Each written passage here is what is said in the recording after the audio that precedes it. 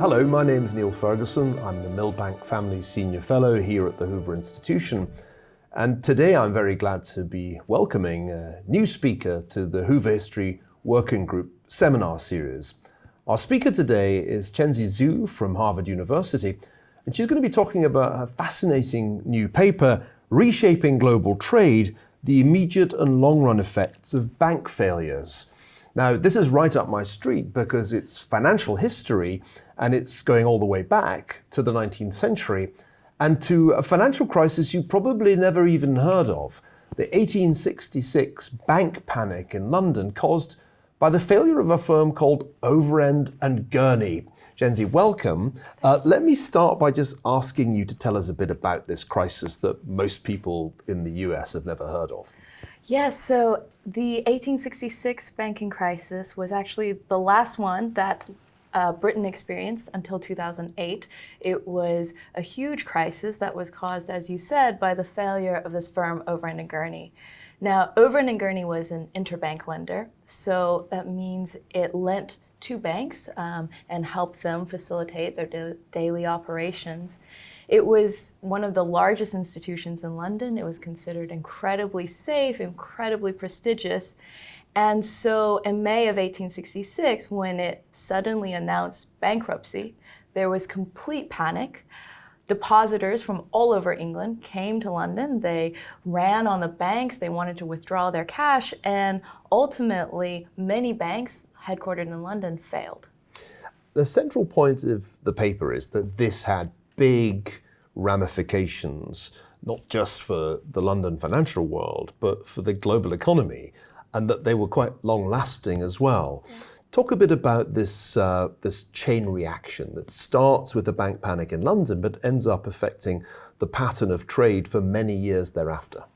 So the key point is that at this point in the 19th century, London banks were at the center of the global financial system.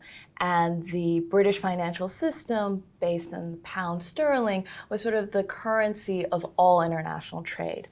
So the banks that were headquartered in London, these weren't just banks for English depositors.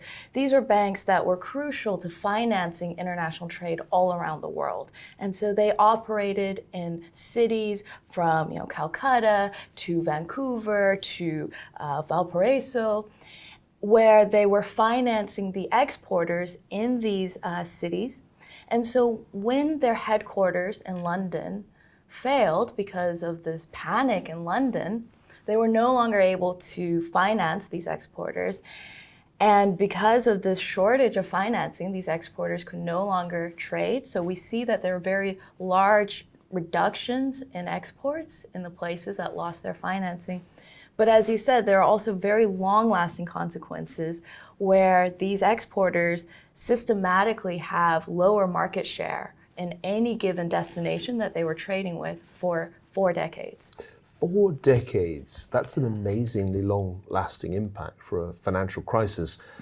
And I'm, of course, reminded of what happened in 2008, 2009. You brought it up by pointing out that there wasn't another bank run like that until 2008 with Northern Rock. Mm-hmm.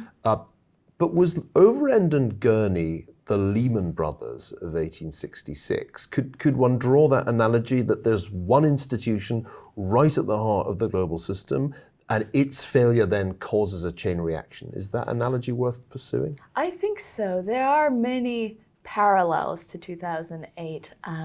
For instance, Overend and Gurney did go to the Bank of England for a loan and they were denied. In the same way that Lehman Brothers was not bailed out.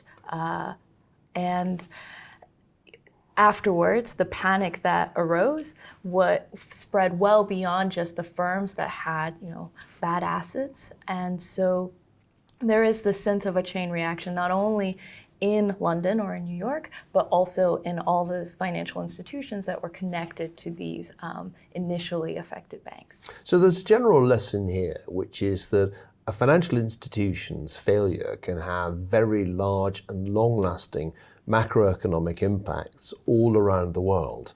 I'm really struck by the point you make about London as this centre for the financing of trade, in sterling with these commercial bills that are the kind of lifeblood of globalization in the 19th century.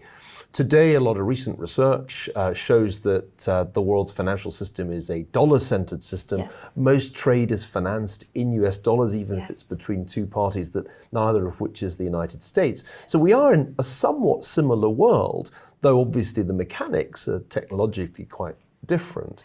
Yeah, I agree with that completely. 1866 was the first age of globalization. We have globalized banks, we have globalized flows of goods as well as people, and that's very much like the world we live in today. And in addition, the international monetary system, as you point out, is one that today is based on the dollar. The dollar is sort of the hegemonic entity, as the pound was back then. And so having these institutions trade in these particular instruments means that there is this great amount of connectivity both today and in the mid-19th century. And is the lesson that actually banks like these, which turn out to be central to the financial nervous system, shouldn't be allowed to fail? Should Overend and Gurney have been bailed out? Should Lehman have been bailed out?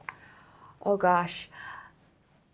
So I would say that what we see from the crisis that I study is that there are these very large differences in the countries that happen to have depended on the banks that ended up failing versus not.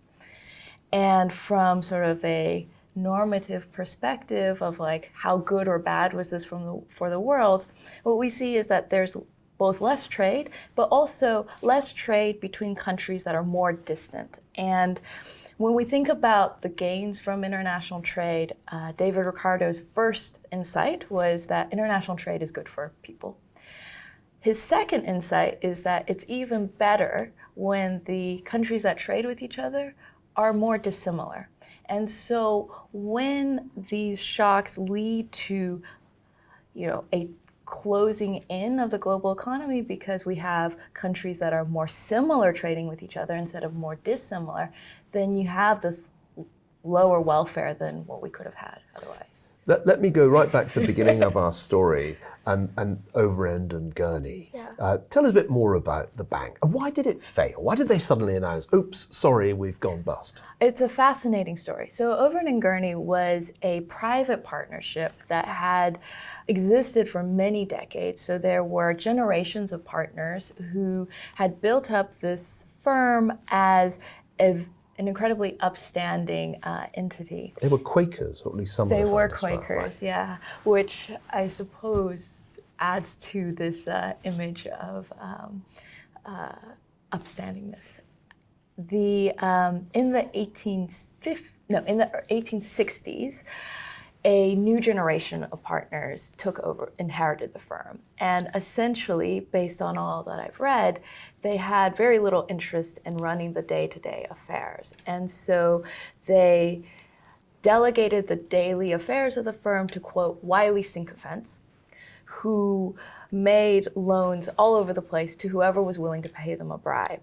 This, unsurprisingly, was not a very sound investment strategy, and it meant that in 1865, the year before our crisis, the firm actually faced bankruptcy. They realized that they couldn't continue, and so they had a choice. They could either end all of their operations, or they could do this new thing, which was to IPO, to issue shares, have this new injection of equity and capital, and hopefully use that capital to sort of gamble for resurrection, hope that they could recover their losses and continue as before.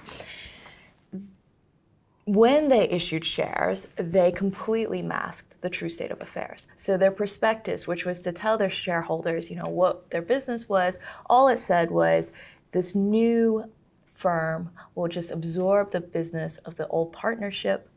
And the financial press at the time was pretty positive on Overend and Gurney. They wrote, this is a great triumph for limited liability, i.e., we expect that this new firm will do as well for its shareholders as the partners had done for so many generations. And so this is partly why when the firm announced bankruptcy less than 9 months later, there was such a large reaction, because truly nobody had expected that they would go from being such a successful, new entity to being completely bankrupt. So there's a story here of corporate malfeasance and pretty poor coverage by the financial press. You make London in the 1860s sound strangely familiar, a little bit like, I don't know, New York in our lifetimes. Were you struck as you were studying this very distant period and this foreign city by parallels between the city of London and Wall Street? Oh, for sure. This world of the London bankers was very esteemed socially, economically. The bankers were well known. They have all these biographies published about them, and being at the center of the global financial system, they knew that their choices of where to set up banks were affecting economies around the world. I think New York very much has this vibe today, where you can decide to fund a firm, in Hong Kong, and this really matters. So yeah, I think the main thing is, we think in a world with like telegraphs and sailing ships that everything would be different, but actually in terms of how important these financial connections were, even with the internet, with the phone, it's all very similar. Yeah, it's a fascinating illustration of how much we can learn from financial history, despite changes in technology, despite the shift from London to New York of the center of financial gravity. There's a lot here that's really very familiar. Chenzi Xu, thank you so much for your time, and we look forward hugely to hearing your paper later this afternoon. Once again, I'm Neil Ferguson here at the Hoover Institution, interviewing our latest guest at the Hoover History Working Group.